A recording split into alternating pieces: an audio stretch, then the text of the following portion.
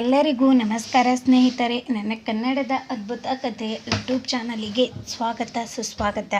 ಈ ಕಥೆ ನಿಮಗೆ ಇಷ್ಟವಾದರೆ ಒಂದು ಲೈಕ್ ಮಾಡಿ, ಕಮೆಂಟ್ ಮಾಡಿ, ಶೇರ್ ಮಾಡಿ ಮತ್ತು ಸಬ್ಸ್ಕ್ರೈಬ್ ಆಗೋದು ಮರೆಯಬೇಡಿ. ಒಂದು ಕಾಡಿನಲ್ಲಿ ಕೋತಿಗಳ ಹಿಂಡಿತ್ತು. ಅವು ಮರದಲ್ಲಿ ಬಿಡುತ್ತಿದ್ದ ಹಣ್ಣುಗಳನ್ನು ತಿಂದು ನೆಮ್ಮದಿಯಿಂದ ಜೀವನವನ್ನು ನಡೆಸ್ತಾ ಇದ್ದವು. ಆ ಕಾಡಿನ ಮನುಷ್ಯರು ಬರುತ್ತಾರೆ ಎಂದು ಗೂಢಚಾರಿಗಳ ಮೂಲಕ ಕೋತಿಗಳ ನಾಯಕನಿಗೆ ತಿಳಿದು, ಮಿತ್ರರೇ, ಈ ಕಾಡಿನಲ್ಲಿ ಸಿಹಿಯಾದ ಮಾವಿನ ಹಣ್ಣು ಬಿಡುವ ಮಾವಿನ ಮರವಿದೆ ಎಂದು ಮನುಷ್ಯರಿಗೆ ತಿಳಿದರೆ ಅವರು ಇಲ್ಲಿಗೆ ಮುತ್ತಿಗೆ ಹಾಕದೇ ಇರುವವರಿಲ್ಲ. ಆದ್ದರಿಂದ ಒಂದು ಮಾವಿನ ಹಣ್ಣನ್ನು ನದಿಗೆ ಬೀಳದಂತೆ ಎಚ್ಚರವಹಿಸಿ ಎಂದು ಹೇಳಿತು. ಕೋತಿಗಳು ಹಾಗೆಯೂ ಮಾಡಿದವು. ಆದರೆ ಎಷ್ಟು ಎಚ್ಚರದಿಂದ ಇದ್ರೂ ಹೇಗೋ ಒಂದು ರಭಸದಿಂದ ಮಾವಿನ ಹಣ್ಣನ್ನು ನದಿಯೊಳಗೆ ಬಿದ್ದು ಬಿಟ್ಟಿತು. ಆ ದಿನ ನದಿಯಲ್ಲಿ ಮೀನು ಹಿಡಿಯಲಿ ಎಂದು ಬಂದ ಒಬ್ಬ ಬೇಸತ್ತ ಮೀನುಗಳನ್ನು ಹಿಡಿಯುವಾಗ ಆ ಬಲೆಯ ಒಳಗೆ ಮಾವಿನ ಹಣ್ಣು ಸೇರಿಕೊಂಡಿತು. ಮನೆಗೆ ಹೋಗಿ ಬಲೆಯನ್ನು ಬಿಚ್ಚಿದಾಗ ಆ ಅಪರೂಪದ ಮಾವಿನ ಹಣ್ಣು ಸಿಕ್ಕಿತು.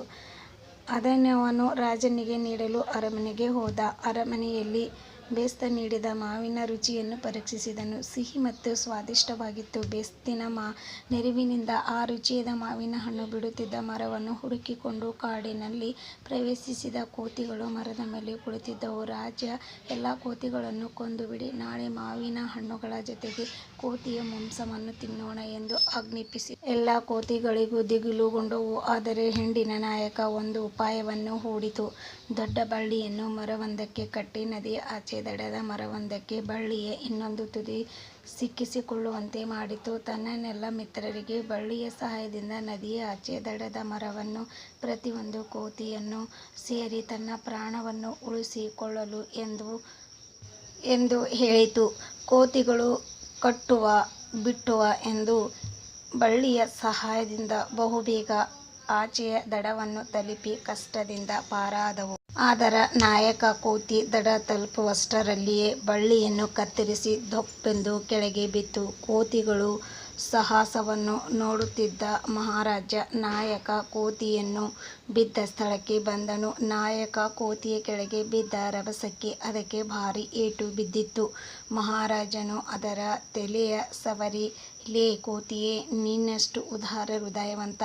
ನಿನ್ನ ಪ್ರಾಣವನ್ನು ಲೆಕ್ಕಿಸದೆ ನಿನ್ನವರಿಗಾಗಿ ದುಡಿದೆ. ನಾನು ನಿನಗೆ ಔಷಧವನ್ನು ನೀಡಿ ಗುಣಪಡಿಸುತ್ತೇನೆ ಎಂದನು. ಆಗ ಕೋತಿ, ಮಹಾರಾಜ, ನಾನು ಸಾಯುವ ಹಂತವನ್ನು ತಲುಪುತ್ತಾ ಇದ್ದೇನೆ. ನನಗೆಷ್ಟು ನೋವಾದರೂ ಚಿಂತೆ ಇಲ್ಲ. ನನ್ನ ಕರ್ತವ್ಯವನ್ನು ನಾನು ಮಾಡಿದ್ದೇನೆ. ನಿಮಗೆಷ್ಟು ಕಷ್ಟ ಬರಲಿ, ನಿಮ್ಮನ್ನು ನಂಬಿದವರನ್ನು ನಾವು ಉಳಿಸಲು ಹೋರಾಡಬೇಕು. ದಾರಿ ಕಷ್ಟವಾದರೂ ಸರಿ, ನನ್ನ ಕೆಲಸದಲ್ಲಿ ಯಶಸ್ವಿಯಾಗಿದ್ದೇನಲ್ಲ, ಅಷ್ಟೇ ಸಾಕು ಎಂದಿತು. ನಾಯಕನ ಸ್ಥಿತಿಯನ್ನು ಕಂಡು ನಿಜಕ್ಕೂ ರಾಜನಿಗೆ ಕನಿಕರವೆನಿಸಿತು. ತನ್ನ ನಿರ್ಧಾರದಿಂದ ಹಿಂದೆ ಸರಿದ. ಕೋತಿಯು ತಾನು ಮಾಡಿದ ಕೆಲಸಕ್ಕೆ ಪ್ರತಿಫಲ ದೊರೆಯಲೇ ಇಲ್ಲ ಎಂದು ಸಂತಸದಿಂದ ತನ್ನ ಪ್ರಾಣವನ್ನು ಬಿಟ್ಟಿತು. ಸ್ನೇಹಿತರೆ, ಈ ಕತೆ ಪೂರ್ತಿ ಎಲ್ಲಿ ಸ್ಕಿಪ್ ಮಾಡದೆ ಕೊನೆವರೆಗೆ ಕೇಳಿ. ಯಾವ ರೀತಿ ಒಂದು ಮೂಕ ಪ್ರಾಣಿಯು ತನ್ನ ಗೆಳೆಯರಿಗೋಸ್ಕರ ಯಾವ ರೀತಿ ಸಹಾಯ ಮಾಡುತ್ತದೆ ಅನ್ನುವುದೇ ಈ ಒಂದು ಕತೆ.